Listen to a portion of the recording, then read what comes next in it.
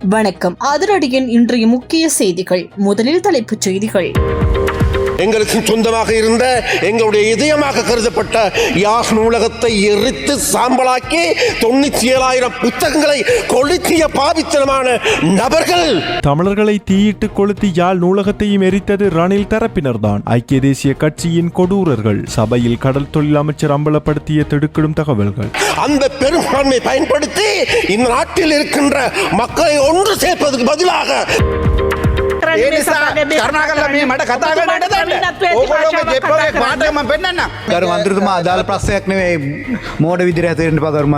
நாடாளுமன்றத்தில் திடீரென ஏற்பட்ட பரபரப்பு. மனநலம் பாதிக்கப்பட்டால் சிகிச்சை பெறுங்கள். தமிழ் இனத்திற்கே சாபக்கேடுதான் அர்ச்சுனா. உறுப்பினர்களுக்கு இடையே வெடித்த வாக்குவாதம். මේ සභාවින්න ගරු මන්ත්‍රීවරයකුට ඒ මෝඩ කතා කියන කතා කියන්න බෑ.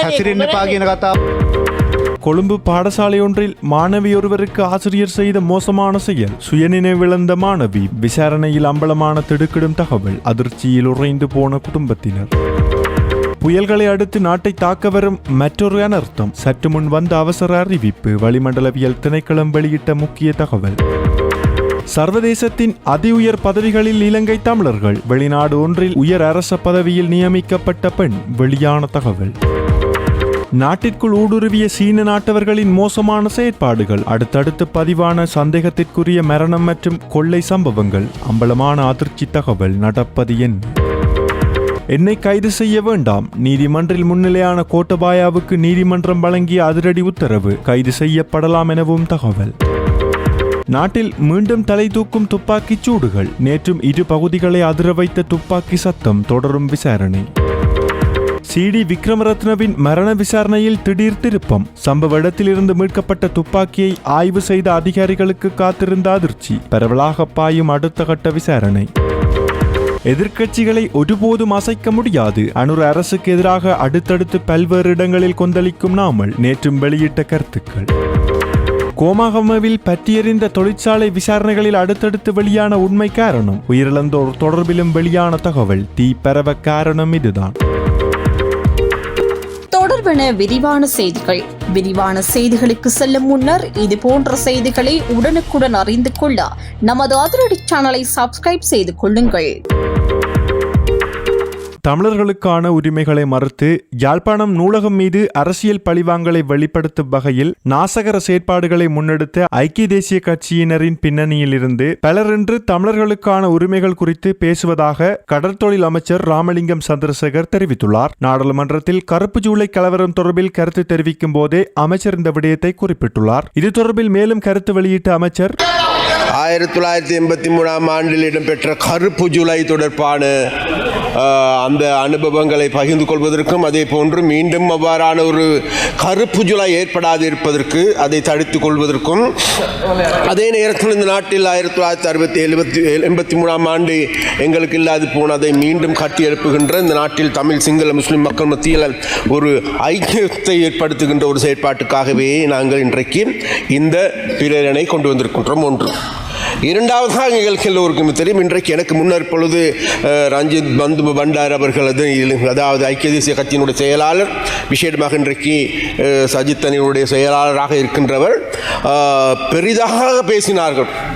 அதை பேசிக்கொண்டிருக்கின்ற பொழுது எனக்கு நன்றாக இருக்கும். அதாவது அவருக்கு பின்னால் இருக்கின்றார் ராதாகிருஷ்ணன் அவர்கள். ராதாகிருஷ்ணன் அவர்களுக்கு தெரியும், நுவரலியாவை எரித்து சாம்பலாக்கியவன் யார் என்பது உங்களுக்கு நன்றாக தெரியும். 1983 ஆண்டு நுவரெலியா மாவட்டத்துக்கு அன்றைய காலகட்டங்கள் உங்களுக்கு எல்லோருக்குமே தெரியும். அன்றைய காலகட்டங்களில் மகாபலி அமைச்சராக இருந்த காமினி திசாநாயக்கா அவர்கள் எங்களுடைய வீடு வீடாக சென்று எங்களுடைய கடைகள் மாத்திரமல்ல, எங்களுடைய யோகா ஸ்டோர்ஸ் என்கின்ற ஒரு நூலகம் இருந்த கடையை, அங்கே இருக்கின்ற பெண்களை, அங்கே இருக்கின்ற எங்களுடைய பிள்ளைகளை நாசமாக்கிய பாவித்தனமான நடவடிக்கைகள் எடுக்கின்ற இந்த ஐக்கிய தேச இந்த ரஞ்சித் மதுப பண்டார் அவர்களுடைய கட்சியாகும். ஒன்றை மறந்துவிடக்கூடாது. அது மாத்திரமல்ல என்ற ஒன்றை நாங்கள் சுட்டிக்காட்ட வேண்டும். பதுளை எரிக்கின்ற பொழுது அன்றைக்கு இராணுவத்தினர் பின்னால் வந்து அந்த தமிழர்களுடைய கடைகளுக்கு முன்னால் சோக்கில் கோடு போட்டு சென்றார்கள். பிறகு வந்த காடையர்கள், அந்த ஐக்கிய தேசிய கட்சியினர் காடையர்கள் அந்த கடைகளை தீ வைத்து கொளுத்தியது மாத்திரமல்ல, அங்கே இருக்கின்ற பச்சிலம் குழந்தைகளையும் கூட தீயில் போட்டு எரித்த பாவித்தனமான செயற்பாடுகளை முன்னெடுத்த பாவிகள் வேறு யாருமல்ல கௌரவ உறுப்பினர்களை இந்த ஐக்கிய தேசிய கட்சியின் அன்றைய காடர்களாகும். அது மாத்திரமா, இதற்கெல்லாம் முக்கியமான காரணம் என்ன? அன்றைய இவர்களுக்கு எங்களுக்கு எல்லோருக்குமே தெரியும், 1978 ஆண்டு இந்த நாட்டில் ஆட்சி அதிகாரத்துக்கு வந்தார்கள். அது மாத்திரமல்ல, திறந்த பொருளாதாரத்தை கொண்டு வந்தார்கள். அந்த திறந்த பொருளாதாரத்தை நடைமுறைப்படுத்தப்பட வேண்டும்.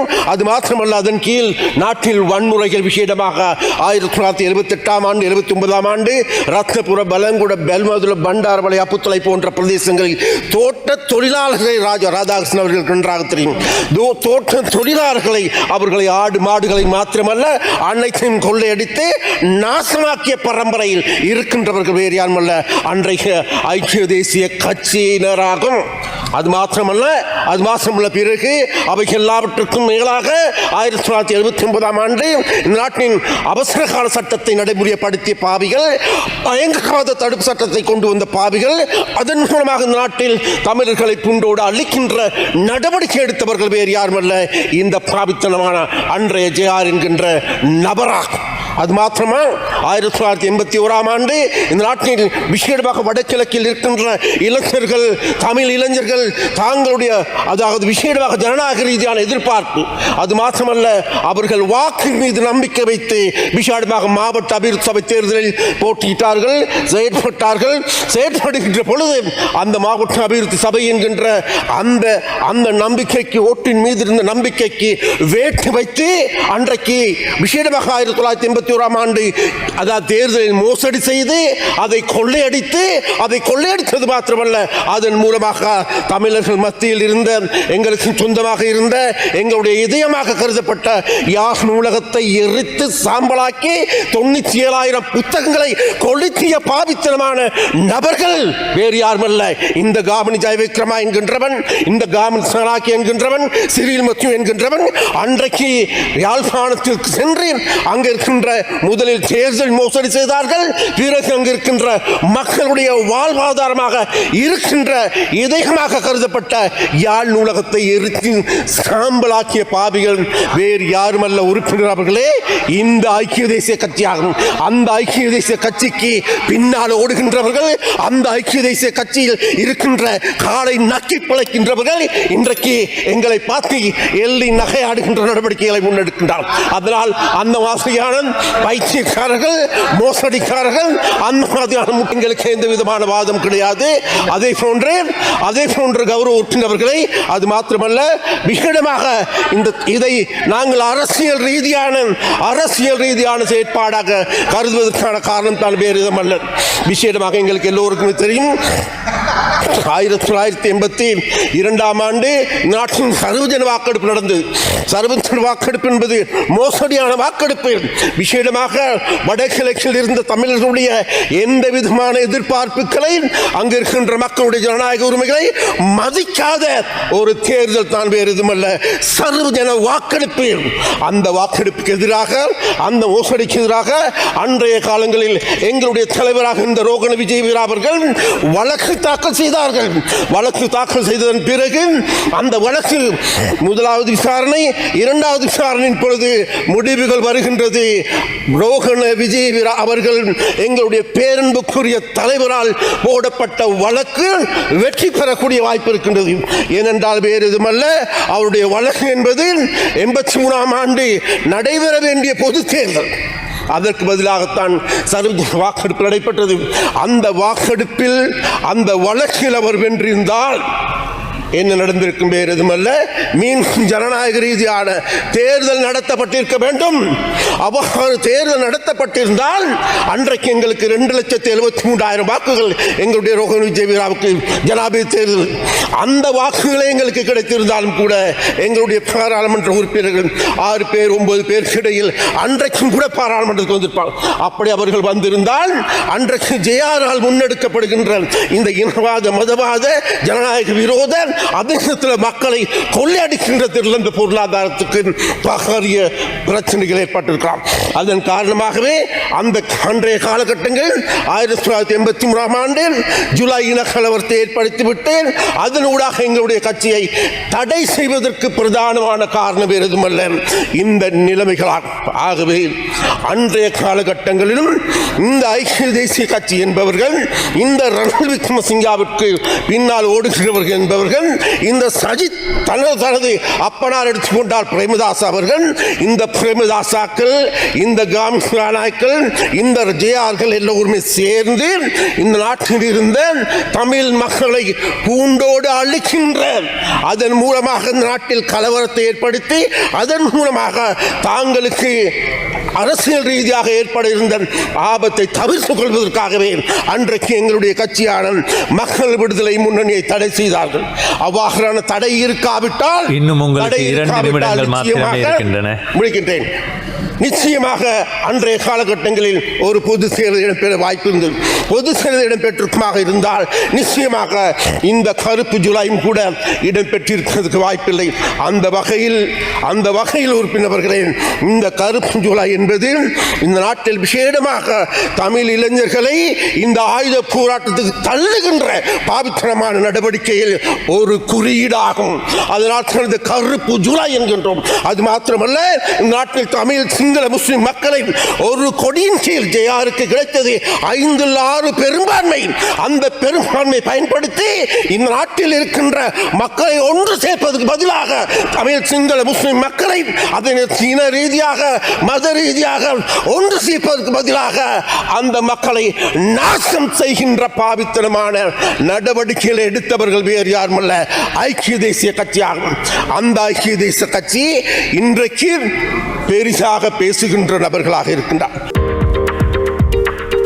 நாடாளுமன்றத்தில் நடைபெற்ற அமர்வின் போது உறுப்பினர்களுக்கு இடையில் கடும் வாக்குவாதம் ஏற்பட்டதை அடுத்து சபையில் பதற்றமான சூழ்நிலை நிலவியது. ஒழுங்கு பிரச்சினை தொடர்பாக கருத்து வெளியிட நாடாளுமன்ற உறுப்பினர் அர்ஜுனா ராமநாதன் முயற்சித்த போது இந்த நிலை ஏற்பட்டது. இதன்போது கருத்து வெளியிட்ட அமைச்சர் பிமல் ரத்நாயக்க சில நாடாளுமன்ற உறுப்பினர்கள் அவசியமற்ற மற்றும் பொருத்தமற்ற வகையில் நடந்து கொள்வதாக விமர்சித்தார். மேலும் அர்ஜுனா ராமநாதனின் செயற்பாடுகள் தமிழ் மக்களுக்கே அவமானத்தை ஏற்படுத்துவதாகவும் அவர் குற்றம் சாட்டினார். அத்துடன் அர்ஜுனா ராமநாதனின் அண்மைய செயற்பாடுகள் தொடர்பில் சில நாடாளுமன்ற உறுப்பினர்கள் அதிருப்தி தெரிவித்துள்ளதாகவும் யாழ்ப்பாண மாவட்ட ஒருங்கிணைப்பு குழு கூட்டத்தில் இடம்பெற்ற சம்பவத்தையும் அவர் சுட்டிக்காட்டினார். இதனைத் தொடர்ந்து அர்ஜுனா ராமநாதன் இடைமறித்து பேச முயன்ற போது சபாநாயகர் சபையின் ஒழுக்கை பேணுமாறு அறிவுறுத்தியதுடன் நாடாளுமன்ற நடவடிக்கைகளை கேலிக்கூத்தாக மாற்ற வேண்டாம் என்றும் எச்சரித்தார். மேலும் தம்மை பற்றியும் முன்னர் அவதூறான கருத்துக்கள் வெளியிடப்பட்டதாக சபாநாயகர் குறிப்பிட்டார். இதையடுத்து கருத்து வெளியிட்ட எதிர்க்கட்சித் தலைவர் சஜித் பிரேமதாஸ் எந்த ஒரு உறுப்பினரிடமும் பொருத்தமற்ற வார்த்தைகளை பயன்படுத்துவது ஏற்றுக்கொள்ள முடியாதது என தெரிவித்தார். நிலையியற் கட்டளைகளுக்கு அமைவாகவே சபை நடவடிக்கைகள் முன்னெடுக்கப்பட வேண்டும் என்றும் அவர் வலியுறுத்தினார். அத்துடன் அமைச்சர் பிமல் ரத்நாயக்க குறிப்பிட்ட பெயர் தொடர்பிலும் விளக்கம் அளித்து சஜித் பிரேமதாஸ் குமார் பொன்னம்பலம் என்ற பெயரில் நாடாளுமன்ற உறுப்பினர் எவரும் இல்லை என்றும் அவர் குறிப்பிட்டது நாடாளுமன்ற உறுப்பினர் கஜேந்திரகுமார் பொன்னம்பலத்தை என்பதையும் சுட்டிக்காட்டினார். இதனைத் தொடர்ந்து மீண்டும் கருத்து வெளியிட்டு அர்ஜுனா ராமநாதன் தம்மை குறித்து சபையில் முன்வைக்கப்பட்ட கருத்துக்களுக்கு பதிலளித்தார். இந்த சம்பவத்தால் சிறிது நேரம் நாடாளுமன்றத்தில் பதற்றமான சூழ்நிலை நிலவியதுடன் பின்னர் சபை நடவடிக்கைகள் வழமை போல் தொடர்ந்தன.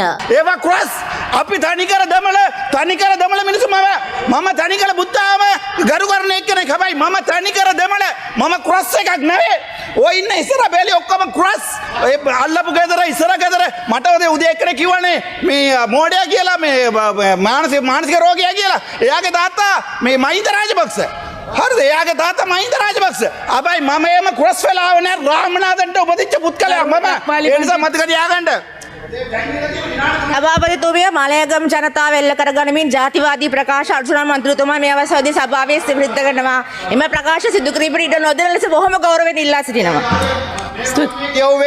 මම කියුවේ සිංහල ජනතාව මම දෙමළ පුද්ගලයා කියලා කිව්වට පස්සෙත් ගහපු කොමෙන්ට් එක මේක අවිලා දෙමළ මිනිස්සු කොමෙන්ට් කරේ නෑ සිංහලයට අපි ආදරේ අපි ගරු සභාගබේ භාවිතා කරන වචන පිළිබඳව සැලකිලිමත් වෙන්න හරි හරි මං ඉස්සරහට ඉගෙනගෙන එන්නම්. හැබැයි මට දන්න Please සිංහල use කියන්න proper කියන්න. language. එන ඔබතුමී ඕක දෙමළෙන් කියන්න බලන්න බෑ.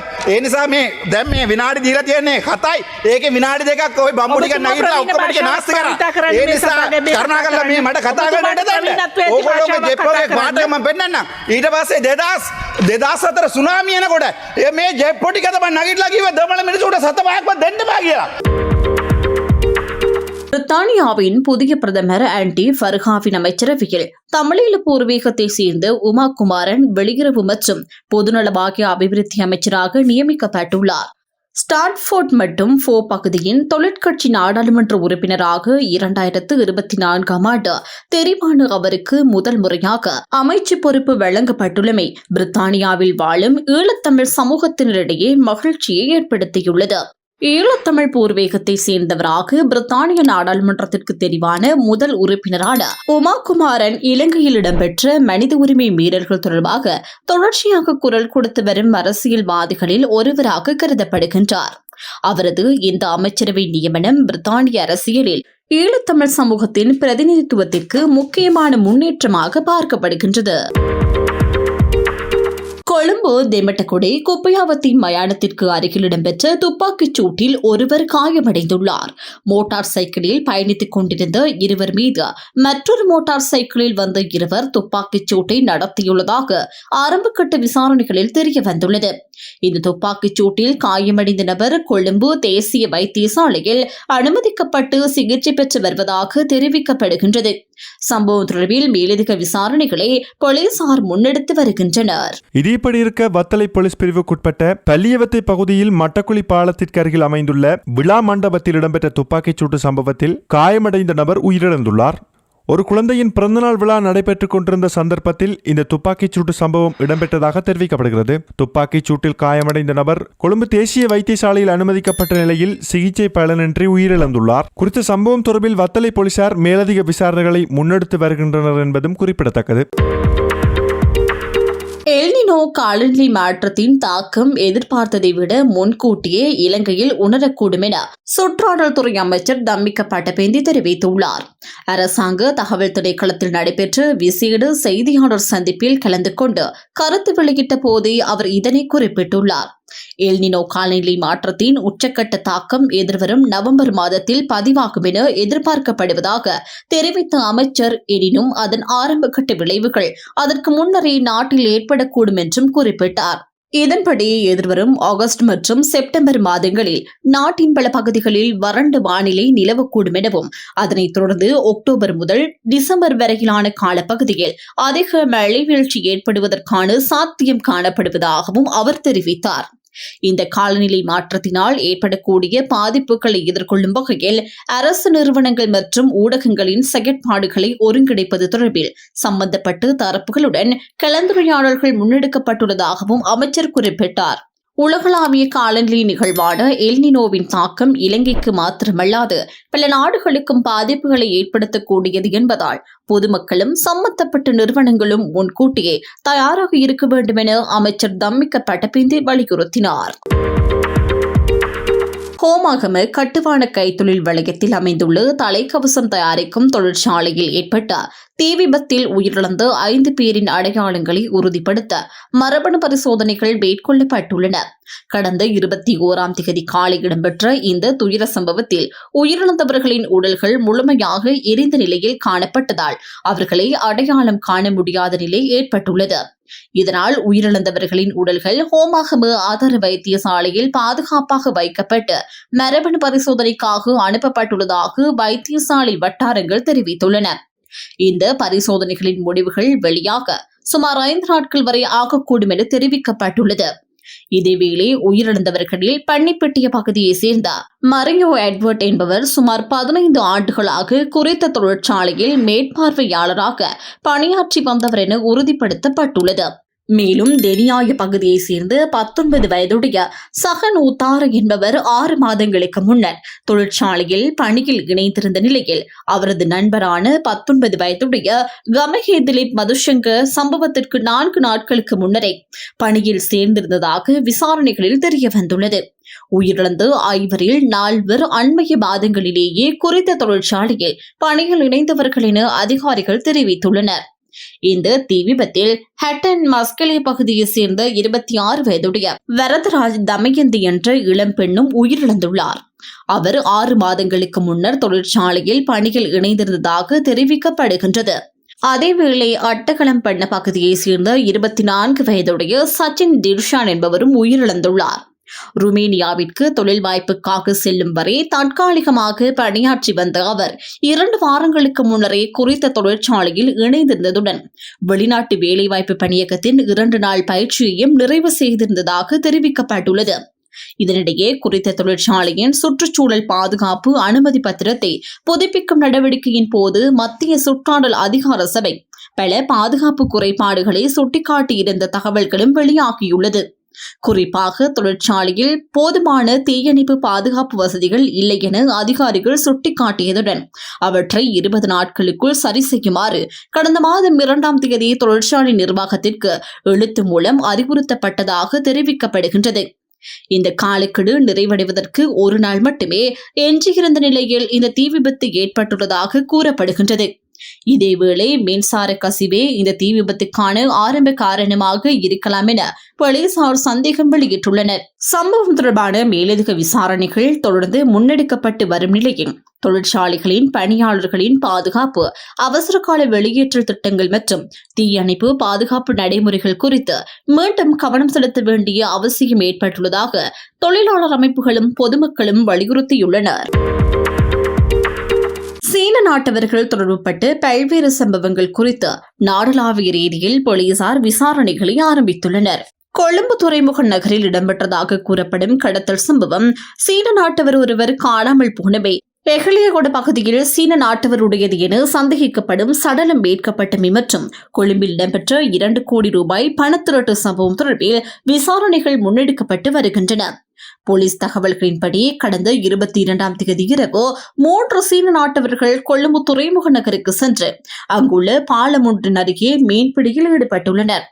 இதன்போது நேற்று அதிகாலை 2 மணி முதல் 3 மணிக்குள் குறித்த பகுதிக்கு கருப்பு நிற வாகனம் ஒன்று வந்துள்ளதாகவும் அதுவரை அவர்கள் மீன்பிடித்துக் கொண்டிருந்ததாகவும் தெரிவிக்கப்படுகின்றது. முகங்களை மூடிய நிலையில் சுமார் 15 முதல் 20 வரையான சீன நாட்டவர்கள் குறித்த வாகனத்தில் வந்ததாக போலீஸ் வட்டாரங்கள் தெரிவிக்கின்றன. அவர்கள் மீன்பிடியில் ஈடுபட்டிருந்த 3 சீன நாட்டவர்களின் முகங்களை மூடி அவர்களை வேன் மற்றும் மற்றொரு வாகனத்தில் பலவந்தமாக ஏற்றி சென்றதாக ஆரம்பகட்ட விசாரணைகளில் தெரிய வந்துள்ளது.